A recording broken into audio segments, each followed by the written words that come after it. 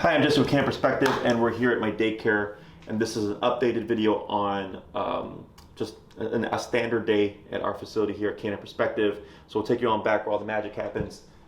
This is the main training floor, or the main floor, as we call it. This is the majority of the facility space. And we'll start off over here with Cash. Cash is currently on the treadmill. He is a board and train that we're doing for a rescue. And part of our daily activity is structured exercise. During the summertime, we do group pack walks where each handler may have upwards of 6 to 8 dogs at a time. We go for a nice long hour-long walk. So the dogs are getting exercise, but it's nice and structured. It's not a free-for-all. It's a bit different, nice break from the day.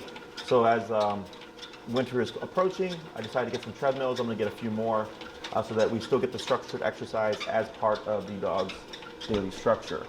Over here, we have our placemats.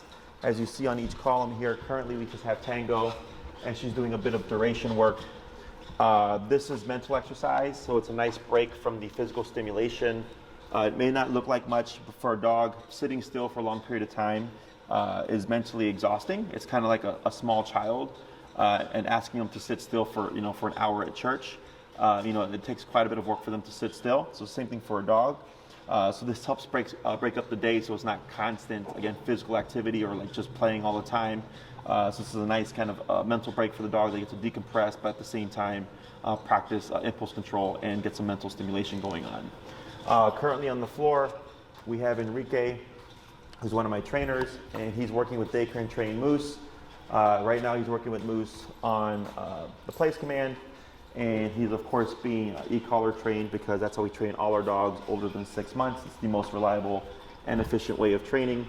So Moose's day is comprised of play in the playpen, treadmill time, duration work on the placemats, and then of course his training sessions with each handler so that he gets exposed to a number of different personality types in terms of humans. And then we have our playpen area. With Maddie currently supervising. And I think a big chunk of these guys are actually puppy head starts. So she's my puppy trainer. She's the one that you'll see in the videos, of course, working with each of these guys for their training sessions throughout the day. We train puppies using positive reinforcement, clicker training, gentle leader, and we, of course, have incorporated the Learn to Earn program or Nothing in Life is Free method into that system. So if we get a puppy board and train or for puppy head starts, we're using food throughout the day to help reinforce behaviors. Maddie's making sure that the puppies are of course practicing appropriate play behavior. We don't let things escalate too much. We don't want fights to break out or anything like that. So we keep things nice and calm, but they're still getting to play. And this is again another form of exercise. More excited, we do let the puppies and dogs have good play. But it's broken up throughout the day where it's not just play, which can lead to overstimulation problems or dogs being sent home wired, where what that is the owner gets their dog from daycare and they're still just like pumped full of energy. And it's because there's no real dividing line throughout the day, which is why I like to break things up. So we have our nice kind of play, run around, be excited type of exercise. Then we have the place work like Tango here is demonstrating for some mental exercise. And then we have Cash over in the treadmill doing some nice structured, focused walking physical exercise.